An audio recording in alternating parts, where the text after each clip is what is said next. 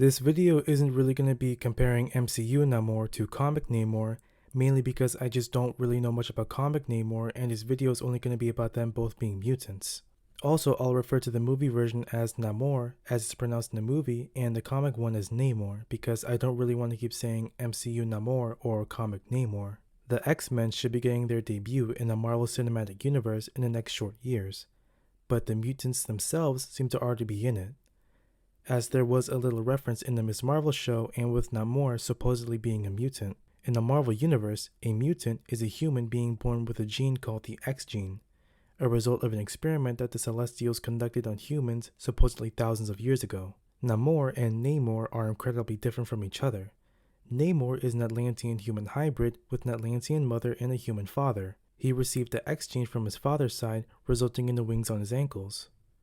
Namor is indigenous Mayan, born right before the Spanish conquistadors came, making him centuries older than Namor. His mother and father were both human, and the Talokan people sprung from an herb that mutated their DNA, forcing them to live underwater, while the comic Atlanteans are a separate evolved species. There were hints of the mutants in the MCU, with it being in the Ms. Marvel show but not exactly referring to it as the X gene. Namor seems to believe that the herb mutated his DNA, causing him to grow the wings, essentially his wings growing from it. We can't exactly blame him for thinking that, as the herb had drastically altered the DNA of regular humans, so it would be safe to believe that a fetus that absorbed the herb would gain a drastic mutation from this herb, resulting in the wings, when in reality it was of course the X gene from either his mother or father. The X gene, at least in the comic universe, is a bit inconsistent with its activation.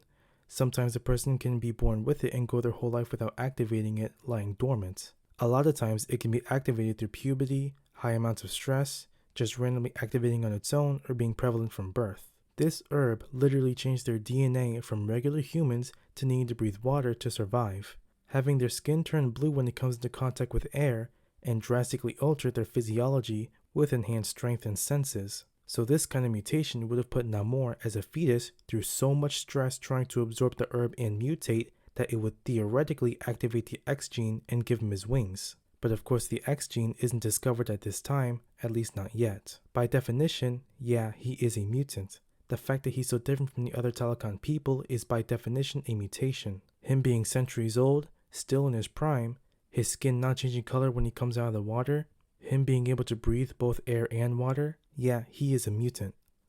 But a mutant from the X gene is a different type of mutant, and with 99% certainty, I believe he is. But given the MCU's reputation of cutting out important details of a character, like straight up removing Uncle Ben from Peter's story arc, Ultron not being built by Ant-Man, Ms. Marvel's abilities, Hulk's regeneration, etc., I wouldn't be surprised if they removed the X gene from Namor, but still gave him the wings and called him a mutant. I do believe this would be a controversial move though, as a lot of fans are excited for the mutants in the MCU, and Namor was the first mutant published, and the fact that the X gene is a multiversal thing, so it wouldn't really make sense for him not to be a mutant. Namor went through a lot of changes from his comic book counterpart, but I believe the removal of the X gene would basically be the only bad one. Namor is an amazing character regardless of his changes from Namor. I don't know much about Namor, but I imagine he's probably one of those few characters where you can change quite a bit about him and still have a good character that is reminiscent of the original. Namor is a beautifully written and beautifully designed character, so I honestly might make even more videos about him in the future. Thanks for watching, tell me what you think. I got the links to my socials in the description. Be kind to yourselves and each other. Thanks for watching.